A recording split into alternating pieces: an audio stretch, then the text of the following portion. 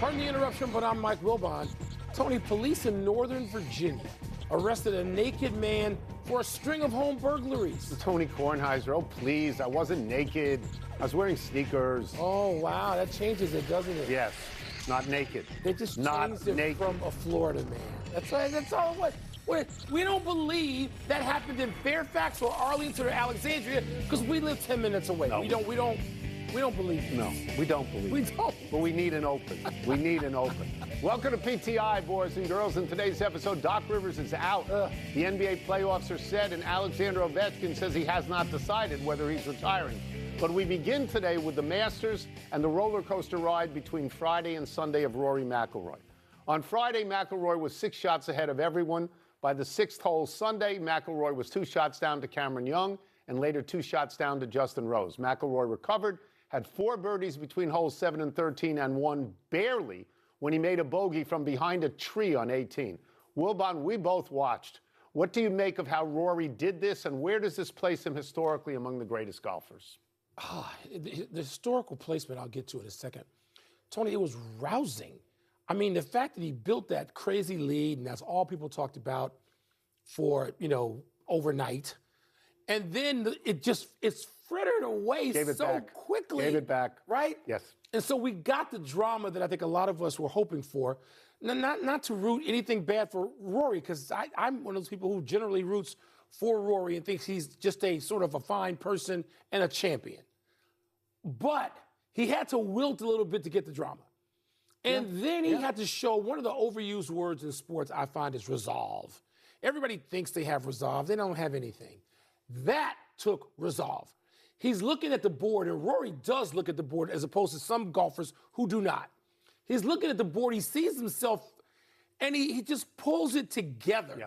And other people, I told you, you texted me and you said, it looks like he's done. Yes. And I said, hold on. He was over par by 3 holes on the first par 3s in the course. All true, but I thought nerves were going to set in on the others, and that's exactly what happened. And Rory survived it. It became a marathon. It was so cool, really quickly, the historical placement. Tony, if you get to 7, he's at 6 now, majors, championships. You get to 7, you're with Arnold Palmer and Bobby Jones. Yeah. And this guy's above that.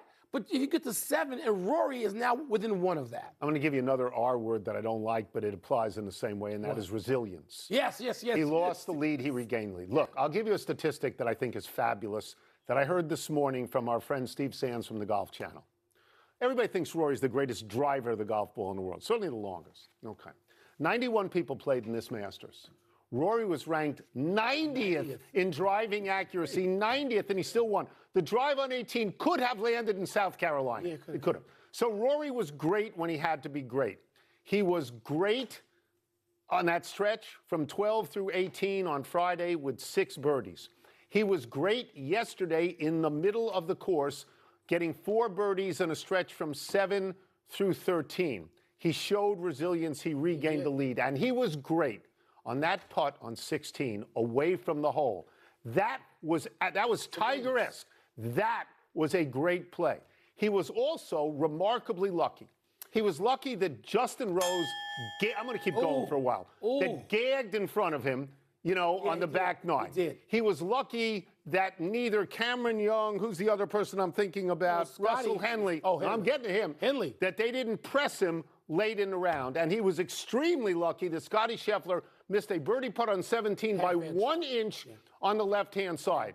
Okay, extremely lucky, because that way, nobody was within 1 of him. They were within 2 of him, he could afford that drive cushion on 18. Yes. He could afford that. In terms of where he ranks overall, so I'm sorry to go way through the bell like this, Rory McIlroy now is one of 4 people ever, now he's the 5th, no, he's the fourth ever to repeat at the Masters, back to back.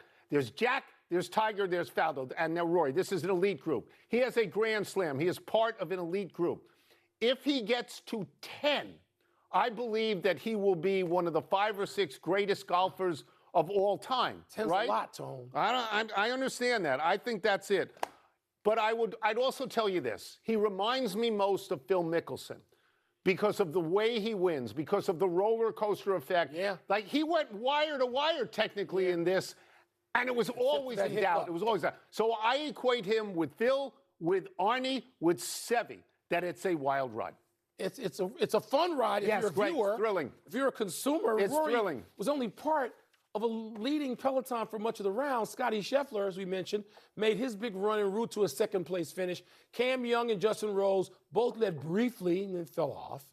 Colin Morikawa, who you know I like a lot, finished tied for 7th despite being hobbled by back issues.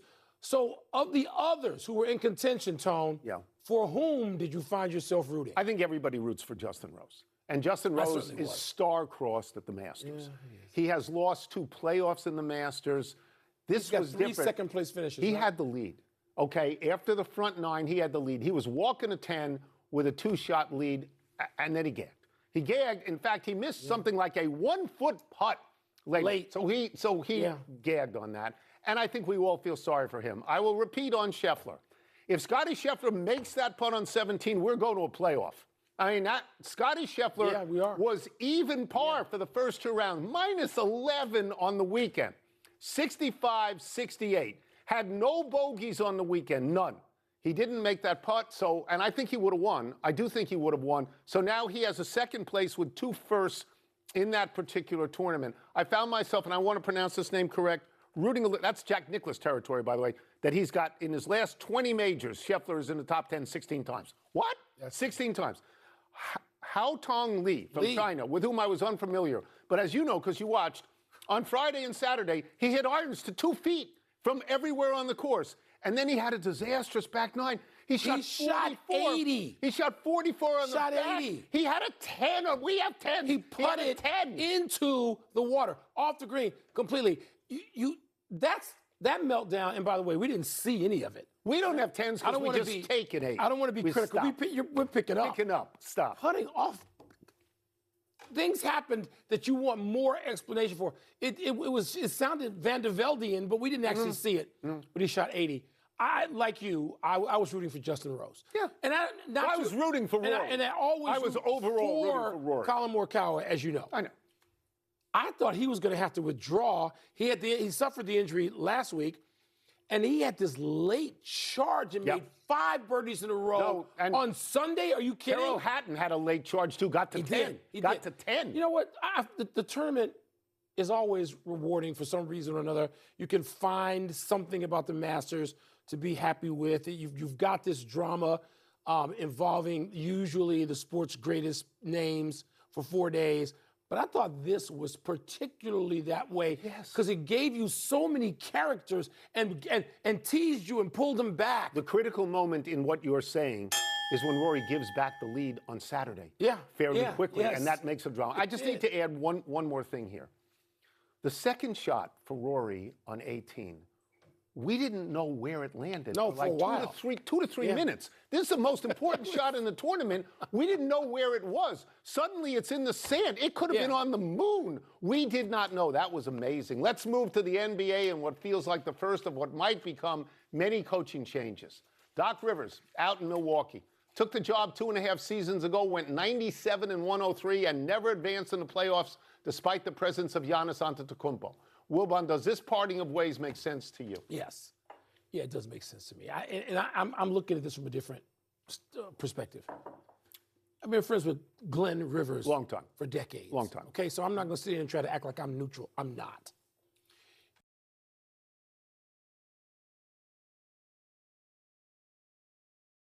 Players in the game, and you get to game 3 in the playoffs, and he ain't there. So they should have traded Giannis before. You know, You thought he'd be traded by the deadline. I did. I said that multiple times. I worried about Doc in this job because it's tied directly to what Giannis can or cannot do. Any NBA head coaching job has that dynamic. And I got tired of Giannis, even though he's a great player when he's there. But in the playoffs, what? Let me give you a statistic that you're going to like.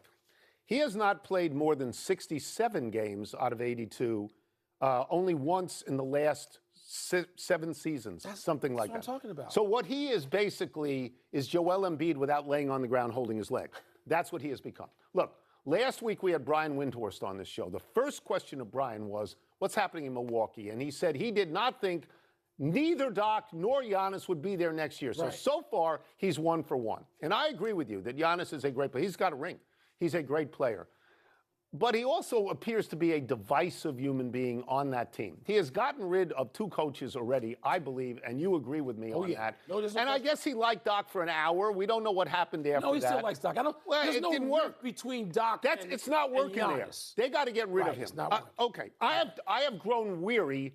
I've grown weary of Giannis saying, I'm going to be here next year, and then 24 hours later saying, I don't know if they want me to be here next year. For all I know, he's buying a house in another city someplace. I don't have any idea, but it's not working there, and it's got to change. And so the parting of the ways, which you asked me about, it needed to be, look, Doc Rivers has, first of all, had a Hall of Fame career. He just won the Hall of Fame. Got a ring. Okay? Got a ring, Hall of Fame. He had a distinguished playing career. And as Doc said the other night, he's got X number of grandkids. I forget the number. It's either 6 or 9. He's got grandchildren now. I don't know how Doc got to grandchildren before I did. He's also got a membership at Bel Air. He's got sets of clubs. And he said that, right? So go do it. So do that. He doesn't need any more of this. Do you think a lot of coaches will get fired, or you think we won't have many? No, I don't think I was surprised Doug Christie was kept on in Sacramento. Okay, but wait a minute. 22 and 60. Wait. But you know why? No, I'm asking. Their organizations wanted these teams to tank and lose. Okay. So your coach in Washington is not going to get fired either. No, he's not. Keith, everybody thinks he's gone. No, he's not gone, because he's doing what the owner and the general manager said to lose. Yeah. They finished 1-26. Let me repeat that. What? Who's the win? 1-20. They beat Utah because Utah tanked in front of them. 1-26. You should not get a draft pick for that. Is Adam Silver paying attention? You should not. Let's take a break. Coming up, with the regular season over, what should we be looking forward to in the NBA's postseason? And is Alexander Ovechkin retiring or not retiring? The regular NBA season just smelled. It was awful. Too many teams tanking. It was god-awful. It was just awful. And people don't play. Now, luckily, the playoffs, which I guess the teams care now. Well, how about giving us a product? Because they didn't give us a damn. Let's find out what's moving the masses in mail time. I'll get the first one. Okay, sounds Put on my good. glasses to read it. Here we go. Which is the most compelling upcoming NBA playoff series that we know about? Tony, I think there's a couple in the West. I mean, we get Kevin Durant versus LeBron James. This is probably the last time we're going to see that. Yeah. So I find that alone compelling, even though the Lakers are not a real threat without Luka Doncic, even though Doncic is going to rejoin the team this week. Really? Yes. Going to fly back from Spain? Yeah. Okay, I got no problem with him going to wherever he can be treated to get back in. I'd love to see Luka in the playoffs, but we're not going to see that. So anyway, that's compelling. Minnesota and Denver. A series we've seen a couple of times. Minnesota knocked Denver out when they were defending champs. I love that matchup again. And so we see that anytime there's Wembanyama, it's fun to watch. And the Knicks Atlanta. See, I think that the Atlanta could actually beat the New York Knicks. How did Wembanyama get into this? How did you mention him? Just because I just wanted. You just wanted to mention him. Yes, it was just gratuitous. Okay. It was just So, so I gave you 3 series. Right. If I had to pick one, I would say Denver, Minnesota. Okay. So we're waiting for the play-ins to determine the 1-8s and the 2-7s. Right. I'm not going to try to sell you on a 1-8. I'm not going to do that. I agree with you that the Denver-Minnesota series and the Lakers series with Houston are good. I think I should say that it's important that we mention the Lakers on this show and we attack all the other shows that do nothing but talk about the Lakers and the Cowboys. Because that's what we do. Yeah. And that series isn't going to be much because Reeves is not going to play. I don't know if Doncic is going to play. It's not going to be much. So I'm going to agree with you because the last 2 years, Minnesota has gotten to the conference finals. And a couple of years ago, or 3 years ago at the most, Denver won the whole thing. Yeah. So that's, I mean, you want to, that may be the best first round series in any sport. Great. No, in any sport. It's great. Because you have a guy, Jokic is the best basketball player in the world, and Anthony Edwards would like to be. So yes, I'll agree with you. Anthony Edwards has been a giant slayer, by the way. He's eliminated some people. I'll agree. He really has. The Knicks, you're not. I know. I didn't say the Knicks. I know. You skipped over the Knicks. I didn't say Wembanyama or the Knicks. I didn't say it. You know I'm going to say Wembanyama. Yeah. Ovi. What do you think it means that Alex Ovechkin waved off the post-game farewell handshake with the Penguins. The Penguins seemed very respectful, like they wanted to do this, and Ovi was like, no. Yeah, I mean, the only thing I can think of is that he doesn't believe his season is over.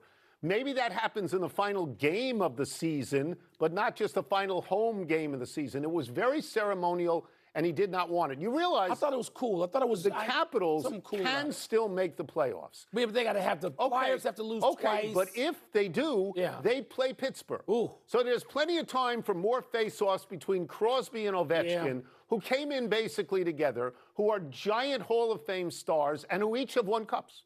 So that's important. You know, so, I mean, what hangs over this is Ovechkin retiring? Is he retiring? Is he staying? Is he on the fence? We don't know where he is at the moment. So I think maybe he just felt that this was a premature congratulation and walk-off. I think he absolutely felt that way. And it was, you know, there's so many things that we might feel critical about the way people handle, you know, their own careers at the end or late or what, not knowing what to do. I thought that was just very cool. Yeah. That and he wasn't upset with anybody. He was just saying, hold on, let's not rush this, Sparky. And I like that. But Ovechkin, can he play anymore?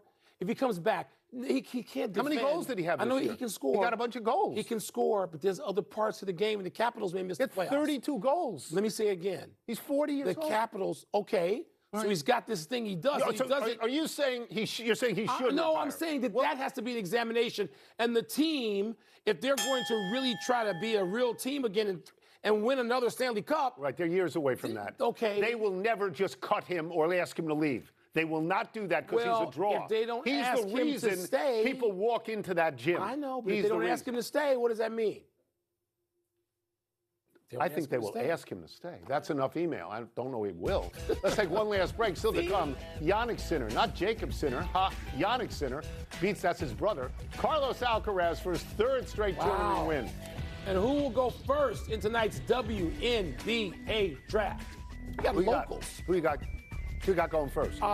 There's a European woman who is 6'4". Okay. Low post player. So you don't have a local. You don't have Bud or Kiki Rice. I want Kiki Rice in Chicago. You know where I want her to go. Fifth. Good luck. Happy time, people. Happy 26th birthday, Rasmus Dahlin. The Buffalo Sabres defenseman and captain was the first overall pick in the 2018 NHL draft. Dahlin has 19 goals and 53 assists this season. Played for Sweden in the Winter Olympics a couple of months ago. The Sabres lead the Atlantic Division with 106 points, and they will make the playoffs for the first time since 2011, ending a 14-year playoff drought.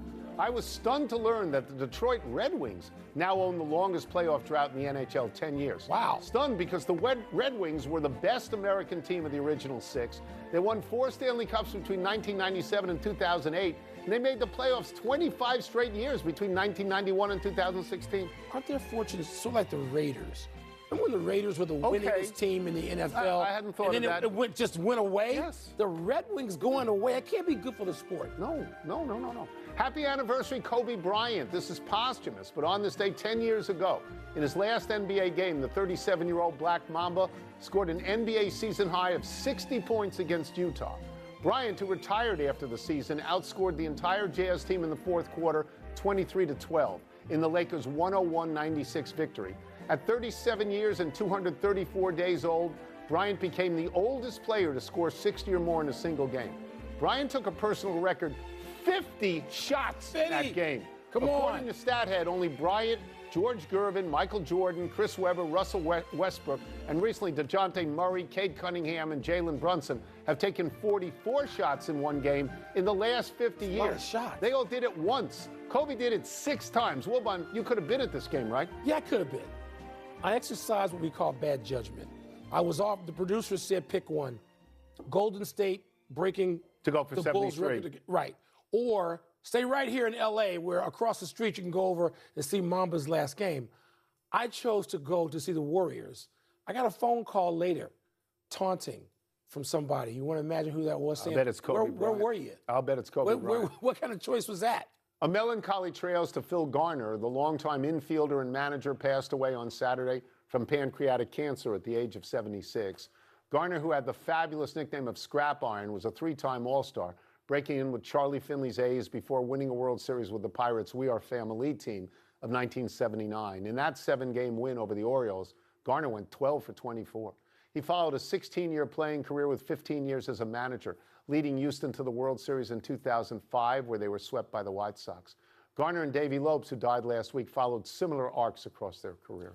There were more glamorous people on that We Are Family team, Louis Sargent and Parker. Sargent and Parker. But he seemed to personify the grit and the scrappiness, the nickname Scrap Iron, of that team, which was very memorable. Couple of corrections. Yannick Sinner's brother's name is Mark, not Jacob. Apparently, local news in D.C. has video of the naked Berkeley. Let's see it. Maybe we should have believed that. Quick to the big finish. No time. Christian Yelich to the Brewers, injured a hamstring. Big deal?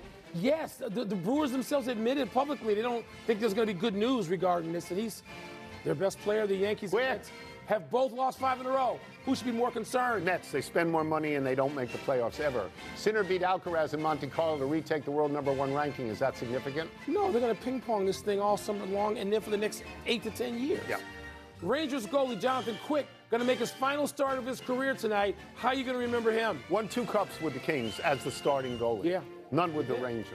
Last one, the WNBA draft is tonight. You're glued to the set. Who goes first? Our fam of Spain. Seems like she might be the first pick for Dallas. Seems like a logical first pick to me. If it's not, you have to apologize tomorrow. We're out of time. Try and do better the next time. I'm Tony Kornheiser. I'm Mike Wilbon. Same time tomorrow, Knuckleheads. And now, suppose it's Lauren Betts. That's fine. We got kids here from the University of Maryland, right? Welcome.